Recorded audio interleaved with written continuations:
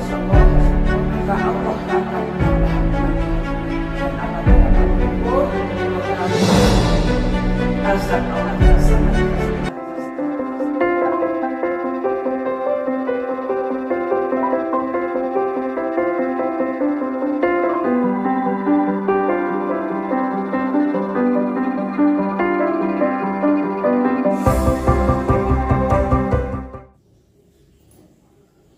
Assalamualaikum warahmatullahi wabarakatuh.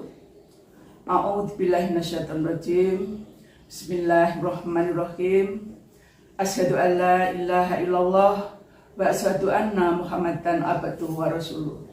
Rabbi shrahli sadri wa yassir li amri wahlul 'uqdatam min lisani yafqahu qawli. Amma ba'd. Marilah kita mengucapkan puji syukur alhamdulillah kehadirat Allah Subhanahu wa taala karena atas limpahan rahmat, nikmat dan hidayahnya sampai saat ini kita masih diberikan kesehatan sehingga bisa menunaikan ibadah puasa bulan Ramadan dalam keadaan sehat walafiat. Semoga salawat dan salam selalu tercurahkan pada junjungan kita Nabi besar Muhammad SAW yang telah memberikan tuntunan dan suri tauladan kepada kita sekalian sehingga kita tahu apa yang diperintahkan dan apa yang dilarang oleh Allah Subhanahu wa taala. Pemirsa yang dirahmati Allah Subhanahu wa taala, perkenankan saya di sini akan menyampaikan materi dengan tema cara mudah untuk bahagia jangka panjang. Banyak orang yang menghubungkan kebahagiaan dengan pencapaian kesuksesan. Padahal banyak orang yang kaya raya, mempunyai pangkat dan jabatan yang tinggi, paras yang cantik, menawan, tetapi hidupnya hampa, kesepian dan gelisah. Kenapa? Karena tidak mengikuti tuntunan Rasulullah SAW.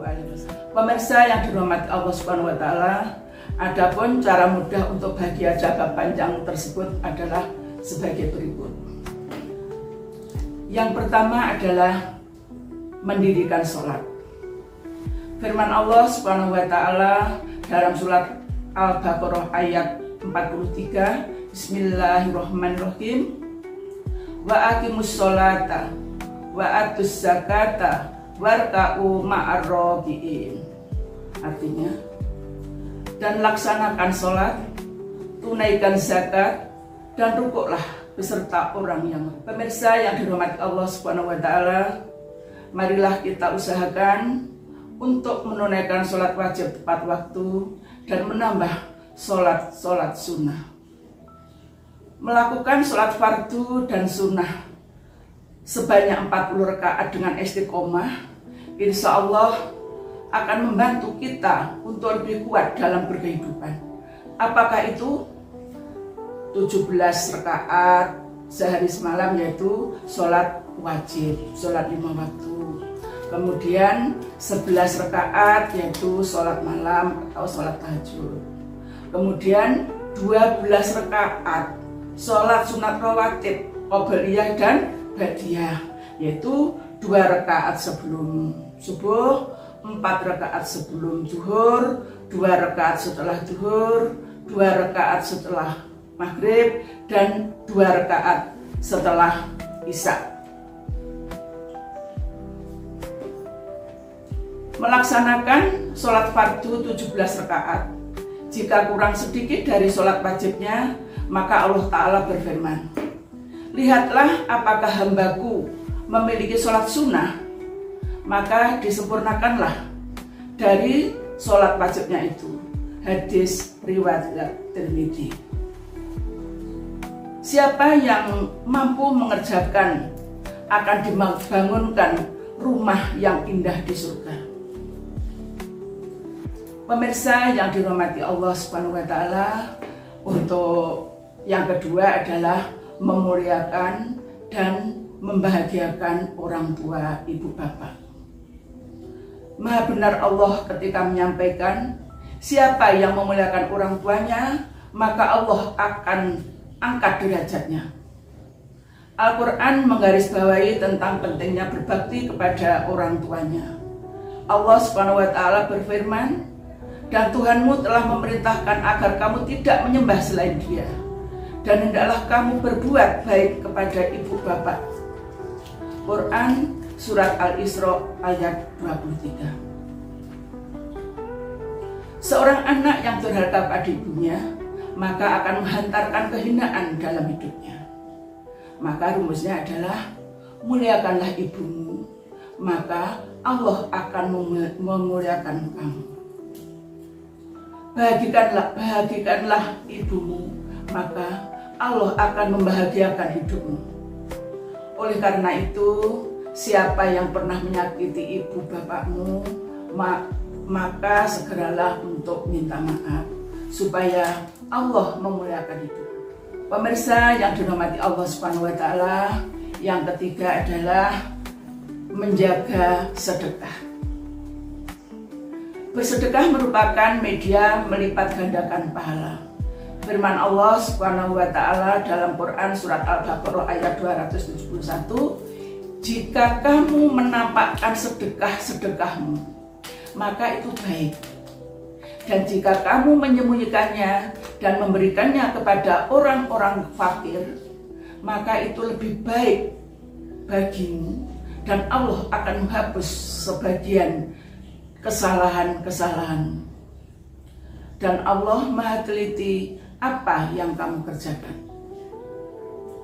Berbagi sedekah dan suka menolong orang lain dampaknya sangat luar biasa. Meningkatkan rezeki yang berlipat ganda dan bikin hati menjadi bahagia. Rasulullah SAW kedermawanannya sepanjang tahun, tetapi lebih dermawan lagi pada waktu bulan Ramadan seperti sekarang ini. Oleh karena itu, dalam kesempatan bulan Ramadan ini, mari kita perbanyak sedekah kita. Sedekah tidak hanya berupa materi saja. Hal-hal di luar materi pun bisa juga dikatakan sebagai sedekah.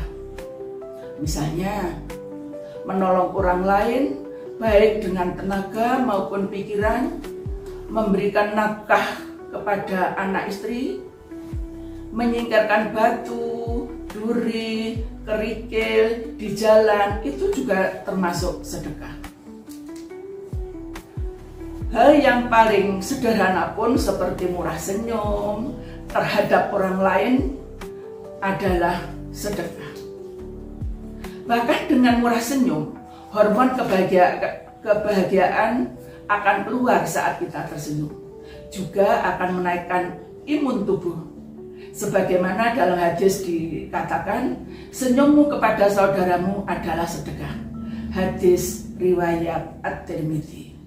Pemirsa yang dirahmati Allah Subhanahu wa Ta'ala, yang keempat adalah membaca dan mengamalkan Al-Quran. Mari kita perbanyak membaca Al-Quran, berzikir kepada Allah dimanapun kita berada. Membaca Al-Quran merupakan salah satu zikir yang paling utama. Al-Quran akan datang di hari kiamat memberikan syafaat kepada pembacanya. Membaca satu huruf Al-Quran akan memperoleh 10 kebaikan. Pemirsa yang dirahmati Allah Subhanahu wa Ta'ala, yang kelima adalah bersilaturahmi. Barang siapa yang beriman kepada Allah dan hari akhir, maka hendaklah menyambung tali silaturahmi. Hadis riwayat Abu Hurairah. Dan sembahlah Allah dan janganlah kamu mempersekutukannya dengan suatu apapun. Dan berbuat baiklah kepada kedua orang tua, karib kerabat, anak-anak yatim, orang-orang miskin, tetangga dekat dan tetangga jauh, teman sejawat, ibnu sabil, dan hamba sahaya yang kamu miliki. Sungguh Allah tidak menyukai orang-orang yang sombong dan membanggakan diri. Dengan silaturahmi akan memudahkan rezeki dan memperpanjang umur kita. Surat An-Nisa ayat 1. Pemirsa yang dirahmati oleh Allah Subhanahu wa Ta'ala, yang keenam adalah mensyukuri nikmat Allah Subhanahu wa taala. Mensyukuri apa yang sudah didapat, terutama nikmat sehat walafiat. Kita wajib bersyukur. Masih kita dipertemukan dengan bulan puasa dan masih bisa menunaikan ibadah puasa Ramadan saat ini. Kita bersyukur. Itu nikmat yang luar biasa. Karena semakin bersyukur, Allah Subhanahu wa taala akan semakin sayang kepada kita. Dan jauhilah keluh kesah, karena akan semakin jauh dari nikmat Allah Subhanahu wa taala. Sebagaimana firman Allah dalam surat Ibrahim ayat 7, Bismillahirrahmanirrahim, la in sakartum la azidanakum wa la in kafartum inna adzab bila sadid. Apabila kamu mau mensyukuri nikmat Allah, maka Allah akan menambah nikmat itu. Dan apabila kamu kufur, maka azab Allah sangat pedih.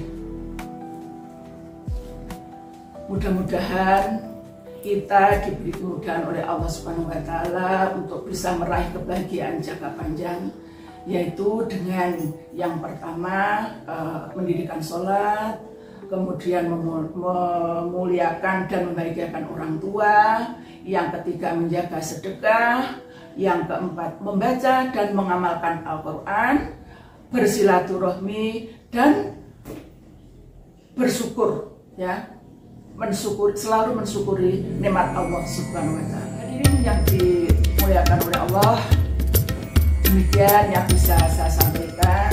Kalau benar itu adalah dari Allah Subhanahu wa taala, kalau ada